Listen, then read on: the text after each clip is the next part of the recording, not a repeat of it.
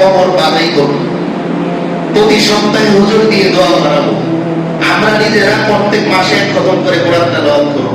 কিন্তু এখন মাঝে মাঝে যখন সুযোগ করে কবরে যাই, কে দেখি এত বড় বড় চারা গাছ হয়ে আছে, তার মানে তো বোঝা যায় কেউ আসে না। এই জন্য একটু বুঝে শুনে আমরা এগোই, একটু বুঝে শুনে আরেকটু চিন্তা ভাবনা করি। আপনার কবরে হাত তোলার মতন কেউ থাকবে না, আপনি নিশ্চিত থাকেন। এত কিছু দুনিয়ায় দিয়ে যাওয়ার পরেও আপনি আপনার বাবার কবরের পাশে কয়দিন দাঁড়িয়েছেন? এমন কয়জনকে পাওয়া যাবে যারা ঈদটা শুধুমাত্র বাবার কবর জিয়ারতের জন্য দামে চেয়ে করেন? বরং আপনার ছেলের পরীক্ষার ব্যস্ততা, আপনার মেয়ের পরীক্ষার ব্যস্ততায় ঠিকই আপনার ঈদটা কোথায় করতে হয়? ঢাকায়। ঠিকই একদিন আপনার সন্তানেরও আপনার নাতির জন্য ঢাকায় থেকে যেতে হবে। তার কোয়ার্টার যেখানে, সেই খুলনা থেকে যেতে হবে, ঢাকায় আসতে পারবে না। আর আপনার কবরের মধ্যেও পাশে দাঁড়িয়ে একটু দোয়া করতে পারেন, কষ্ট করতে পারেন। দোয়া তো যেখান থেকে ইচ্ছা করা যায়, আন করা যায়, কিন্তু সেটা মনে আসতে হবে। বরঞ্চ এমন হাজারো লোক আপনি পাবেন যাদের সাথে কথা বলবেন, তারা এই অভিযোগ করবে, বাবা এই প্লটটা কেন কিনলো, কোনো কাজেই আসলো না। ওই পাশের প্লটটা যদি কিনতো, ওখানে এখন কত উন্নত হয়েছে, কোটি কোটি টাকা এখন বিক্রি করা যায়। এমন অনেককে পাবেন যারা এই কথা বলে, বাবা একটা বাড়ি করে গিয়েছেন, এটা কোনো ডিজাইনই হয় না। এরকম ওল্ড ডিজাইনে কেউ বাড়ি করে নাকি? বিশ্বাস না হলে একটু খোঁজ নিয়ে দেখেন, আপনার বাবার রেখে যাওয়া সব জিনিস আপনার ঘরে আছে না পাল্টেছেন? ছেলের আপনারে, মেয়ের আপনারে, বাবা ফ্যানটা কেমন পুরনো পুরনো লাগে, আমার বন্ধুরা এসে বলে তোমার বাবা পুরনো মানুষ।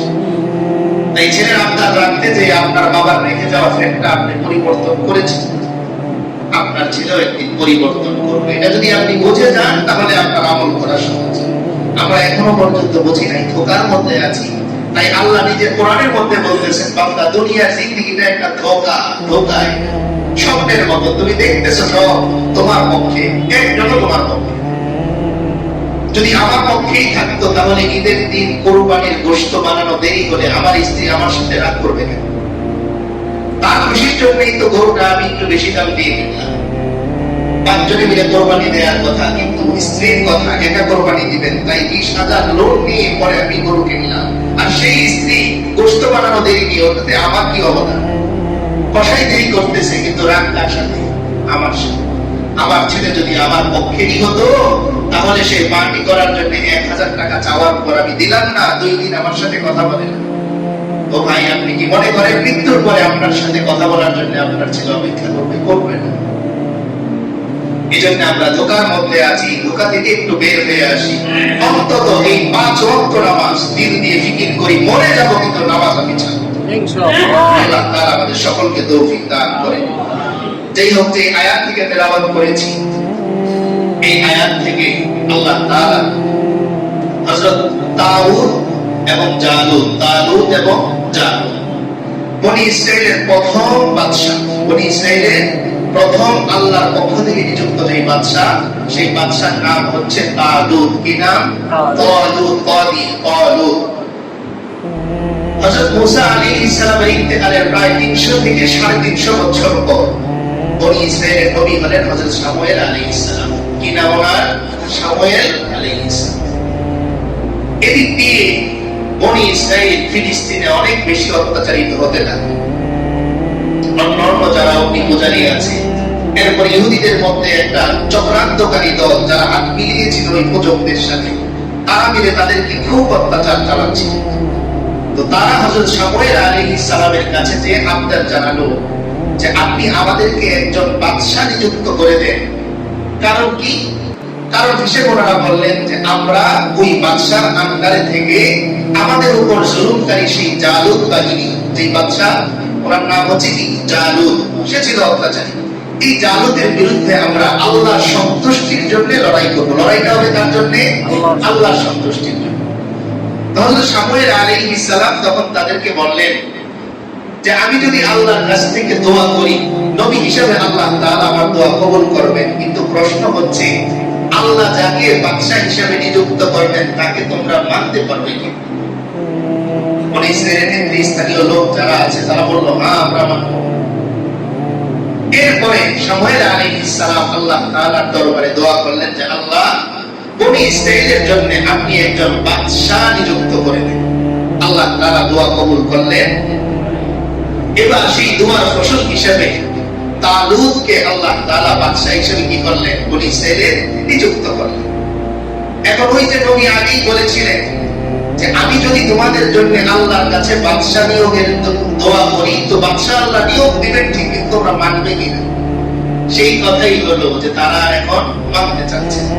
এই কথাই আল্লাহ তাআলা বলতেছেন, আলাম তারা ইলাল মালাকি মিন বানি ইসরাঈলা মিন বানি মূসা। নবী, আপনি কি লক্ষ্য করেন না বনি ইসরাইলের কিছু নেতৃস্থানীয় লোক যারা হযরত মূসা আলাইহিস সালামের পরবর্তীতে আগমন করে, ইল ক্বালু লিনাবিয়্যিন লাহু মুবআথ লানা মালিকান নুকাতিল ফি সাবিলিল্লাহ। তারা এসে নবীকে বলল, অর্থাৎ হযরত শামুয়েলকে বলল, ইবআথ লানা, আপনি আল্লাহর পক্ষ থেকে আমাদের জন্য নিয়ে আসেন মালিকান, একজন বাদশা, নুকাতিল ফি সাবিলিল্লাহ, যেই বাদশার আন্ডারে হয়ে আমরা আল্লাহর রাস্তায় জিহাদ করব। এবার নবী উত্তর দিতেছেন, ক্বালা হাল আসাইতুম ইন কুতিবা আলাইকুমুল কিতালু আল্লা তুকাতিলু। তোমরা ভেবে চিন্তে দেখো তো যে তোমাদের উপর যুদ্ধ ফরজ করা হয়ে যাবে, কারণ যখন তোমরা যুদ্ধের জন্য বাদশা চাচ্ছ, আল্লাহ যদি বাদশা নিয়োগ দেন তো যুদ্ধ তোমাদের উপর কি হয়ে যাবে? অবতারিত হয়ে যাবে। তখন দেখা গেল আল্লাহ তুকাতিলু, যে তোমরা যুদ্ধ করবেন। এবার তারা উত্তর দিয়েছে, ক্বালু ওয়া মা লানা আল্লা নুকাতিলা ফি সাবিলিল্লাহ। নেতৃস্থানীয় লোকেরা বলতেছে, আমাদের কি হলো যে আমরা আল্লাহর রাস্তায় জিহাদ করব না?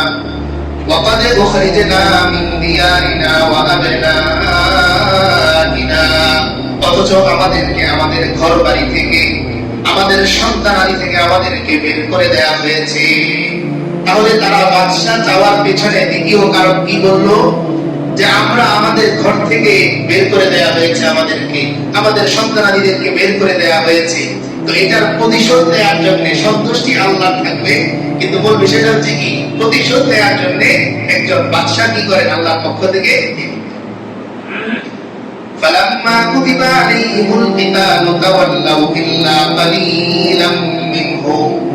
আল্লাহ বলতেছেন, এরপরে যখন তাদের উপর যুদ্ধ ফরজ করা হলো, অর্থাৎ তালুতকে নবী হিসেবে তাদের জন্য নিয়োগ দেয়া হলো, তাওয়াল্লাউ, তা মুখ ফিরিয়ে নিল, ইল্লা কালিলাম মিনহুম, সামান্য কয়েকজন ছাড়া। অর্থাৎ যখন তারা বাদশা চাইতে আসছে তখন দল বিশাল বড়, কয়েক লক্ষ।